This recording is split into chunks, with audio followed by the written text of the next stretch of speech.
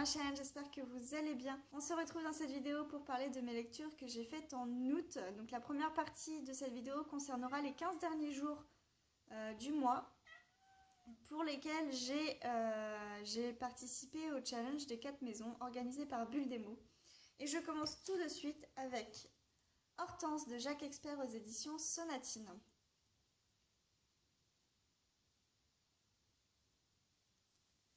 Coucou le chat. Coucou petit chat. Tu dis coucou à la caméra? Coucou. Pauvre bête.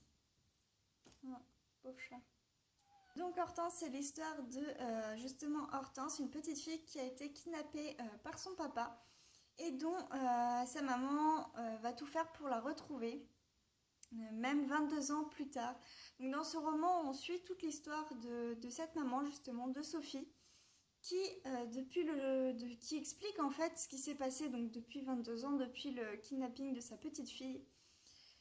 Et à partir du jour où elle va croiser une personne dans la rue, et pour elle, c'est Hortense, c'est sa fille, donc aujourd'hui elle aurait 22 ans, et elle est sûre, elle est persuadée que c'est Hortense. Pour cela, elle va tout faire pour se rapprocher d'elle, elle va devenir amie avec elle, enfin elle va essayer de créer une amitié avec elle. Et c'est vraiment une histoire qui est très touchante parce qu'on a le lien qui se crée entre les deux personnages, on a toute l'histoire autour de Sophie, tout le parcours qu'elle a pu avoir, qu'elle a pu subir, tous les obstacles qu'elle a pu avoir pour retrouver sa fille. Et aujourd'hui, elle l'a enfin retrouvée et c'est vraiment un très très bon roman que j'ai vraiment beaucoup aimé. C'est pas un coup de cœur, simplement parce que après ça, il y a énormément de questions qui restent en suspens. On a une fin de malade. L'auteur nous laisse sur une fin de fou. La fin nous fait nous fait relire en tout cas les dernières pages pour essayer de comprendre, mais il nous manque des réponses. Voilà, c'est une fin de malade. L'auteur nous a laissé sur cette fin. C'était juste génial, mais il m'a manqué les réponses. Et voilà, moi je suis quelqu'un qui aime bien avoir toutes les réponses, ou du moins une grosse partie, histoire d'être comblé sur certains points. Et ici, l'auteur a fait le choix de ne pas expliquer. Alors oui, c'est une fin de fou. Ce roman, il faut le lire juste pour cette fin de fou. Cette histoire, vraiment, elle est géniale. Moi, j'ai adoré. Le deuxième roman dont je vais vous parler, il s'agit de Room de Emma Donoghue aux éditions Le Livre de Poche, que j'ai lu en lecture commune avec Marine. Ce roman, ça raconte l'histoire de Jack, un petit garçon qui a 5 ans et qui en fait ne connaît rien d'autre que l'endroit où il vit et qui est il est avec sa maman enfermé dans une cage, dans un cabanon, dans un endroit qui fait 3 mètres sur 3.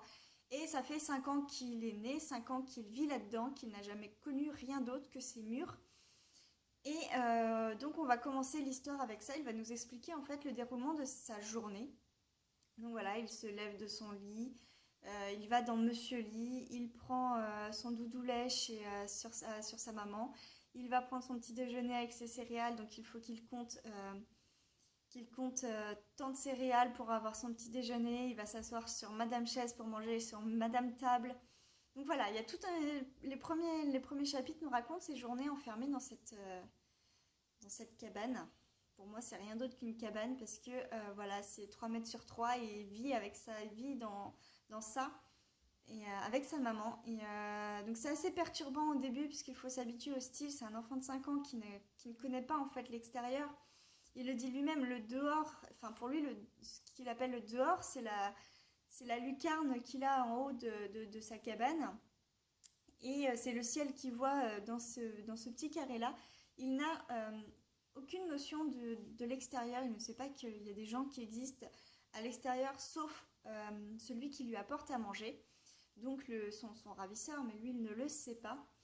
Et donc la maman a tout fait pour l'élever comme elle a pu dans cet espace réduit. Donc, en fait, c'est un enfant de 5 ans qui sait déjà lire, qui sait déjà compter, sa maman lui a appris énormément de choses de culture, mais il n'a aucune notion de la vie extérieure, de toutes les affaires quotidiennes qu'on peut avoir. Et du coup, c'est un roman qui est très touchant parce que même s'il est déstabilisant au début, puisqu'on n'a pas l'habitude de ce genre d'écrit, c'est touchant quand il se passe beaucoup plus de choses à la suite, puisque évidemment pour qu'il y ait une histoire, on va bien voir qu'il on va bien se rendre compte que l'enfant va découvrir le dehors. Et voilà, moi j'ai beaucoup aimé. Alors j'ai ressenti quelques longueurs justement à cause de ce style particulier, puisque dans cet espace réduit, il ne se passe pas grand-chose. Donc le début, j'ai ressenti quelques longueurs, et puis ensuite on découvre à la façon d'un enfant qui ne connaît rien en fait de la vie extérieure, les difficultés qu'il rencontre, les peurs qu'il peut avoir, et puis se rendre compte que il n'a plus sa maman pour lui tout seul par exemple, qu'il y a des grands espaces, qu'il y a du bruit. Enfin voilà, moi j'ai été vraiment très très touchée par cette histoire. Malgré les longueurs, ça reste une très très belle histoire, surtout que c'est basé sur un fait divers, un fait réel, et ça pose encore plus de questions sur tout ça, sur le monde en lui-même. Et moi, j'ai vraiment beaucoup, beaucoup aimé cette lecture. Ensuite, je vais vous parler d'une autre lecture qui m'a aussi beaucoup plu. Il s'agit de Les mots entre mes mains de Guinevere Glassfur, donc c'est aux éditions Prélude. Donc je remercie les éditions Prélude et la plateforme NetGalley pour cet e-book.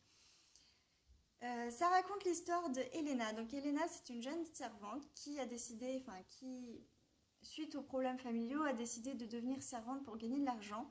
Et elle va servir en fait un libraire qui accueille chez lui des gens qui sont, là en l'occurrence un philosophe qui va vivre quelque temps chez ce libraire, et elle va devoir le servir comme elle sert son maître. Donc ce philosophe, donc c'est René Descartes, va venir vivre dans la maison du libraire, et Elena va devoir le servir comme elle sert son maître.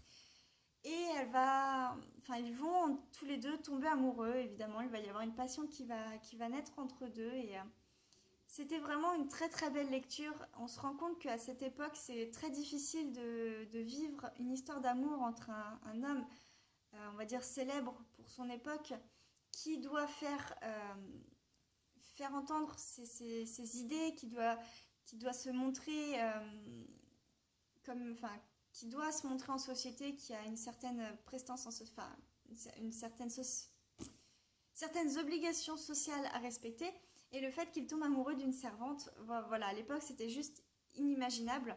Sauf qu'on va se rendre compte que malheureusement, de cette passion, de cette histoire d'amour, va naître un enfant. Et René Descartes, bien évidemment, il est amoureux d'Elena. Elena est amoureuse de Descartes.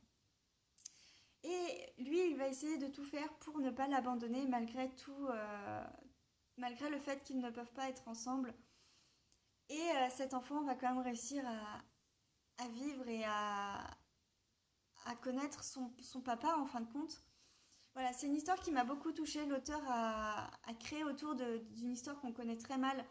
Donc l'histoire entre la servante et René Descartes, donc une histoire qui est plutôt basée sur des faits réels pour l'époque, des faits historiques qu'on connaît très mal. Et l'auteur a réussi à créer une très belle histoire autour. On ressent vraiment la passion et l'amour que les deux personnages peuvent ressentir entre eux. Le désir de René Descartes de ne pas abandonner son enfant et la personne qu'il aime. Moi, c'est un roman qui m'a beaucoup touchée et j'ai vraiment beaucoup aimé cette histoire. Ce roman historique m'a beaucoup plu. Le style en plus est vraiment tout simple et il nous emmène vraiment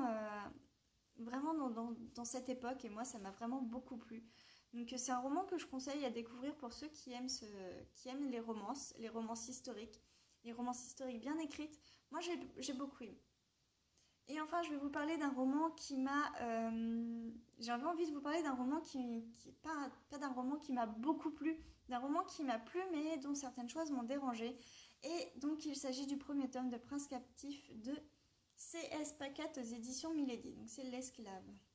C'est l'histoire de Damon, donc Damianos, qui est un prince dans la région où il vit, dans le pays où il vit, en Achélos, dans le pays d'Achélos. Et suite à la traîtrise de son frère, il va devenir un esclave et va être envoyé comme cadeau au prince héritier, donc au prince qui n'est pas encore prince dans le pays où il va être envoyé, en Vert. Je crois que ça c'est Vert, l'autre, à Vert.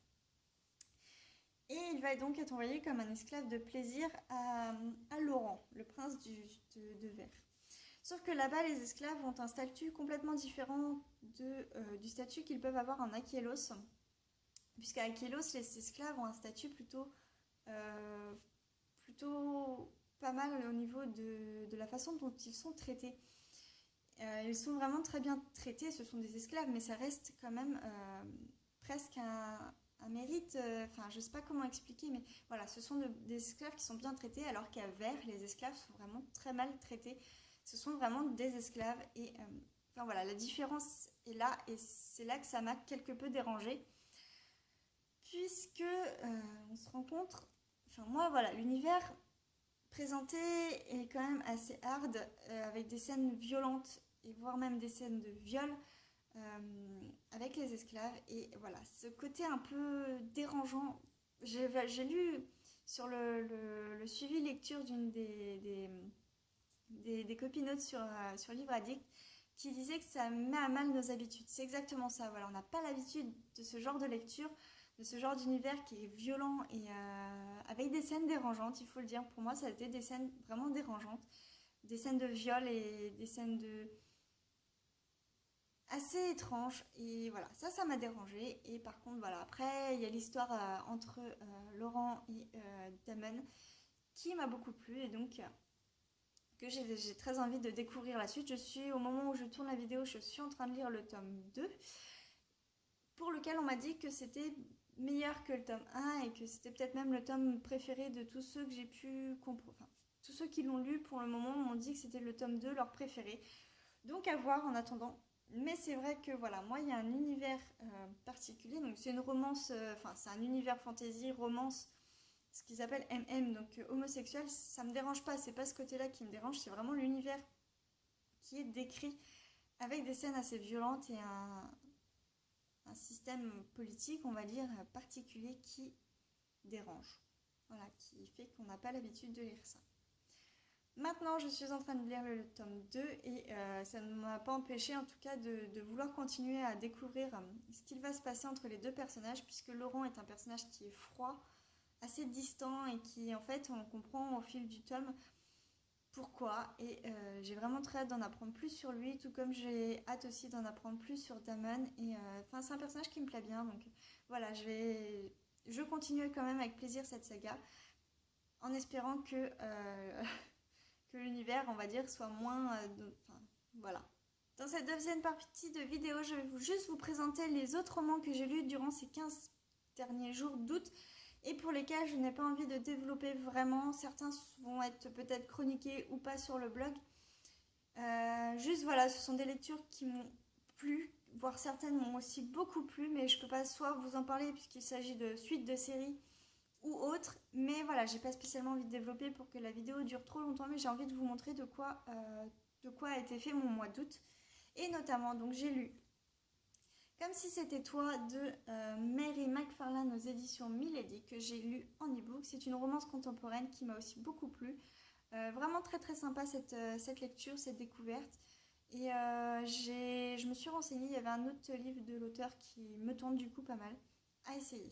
On reste dans la romance puisque j'ai aussi lu le tome 4 de la série de Jennifer Alarm Truth, donc Jeu d'imprudence aux éditions J'ai lu.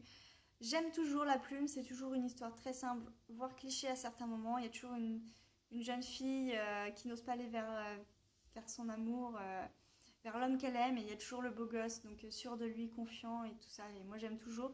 Je ne sais pas pourquoi j'aime, puisque c'est vraiment très simple, mais j'adore.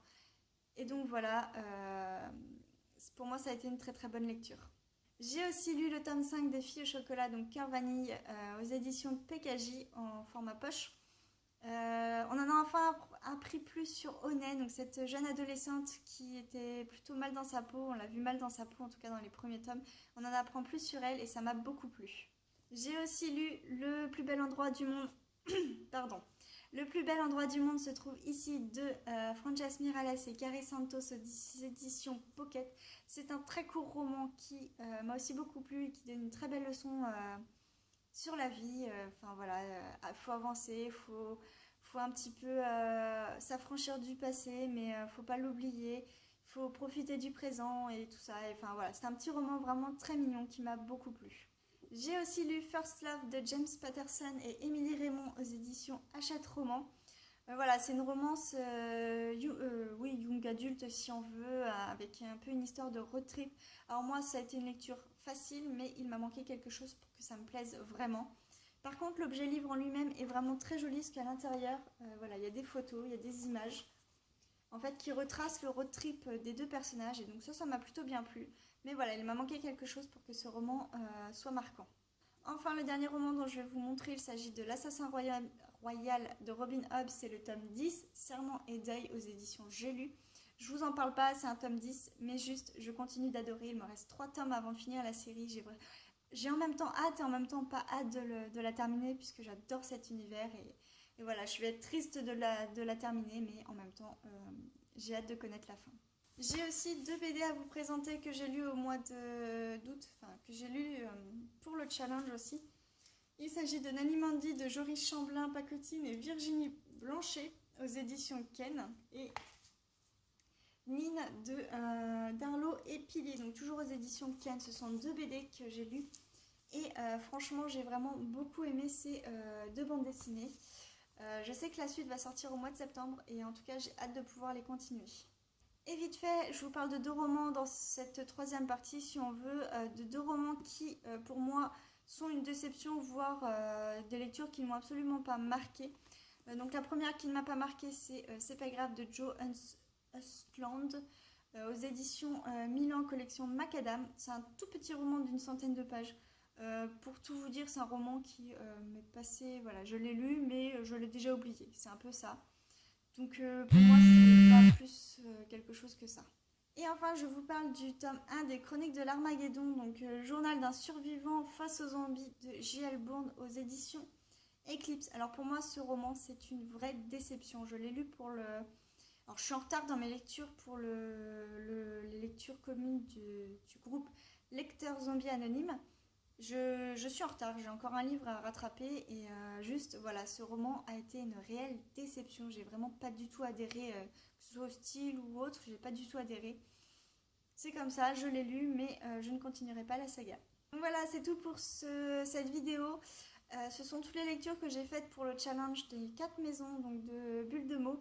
Je vous ferai une prochaine vidéo qui vous parlera de toutes les autres lectures que j'ai faites au mois d'août. En tout cas, j'espère que ça vous a plu. N'hésitez pas à me dire si vous avez déjà lu certains livres ou si certains vous tentent. Moi, en attendant, je vous dis à très bientôt pour une prochaine vidéo. Bye bye!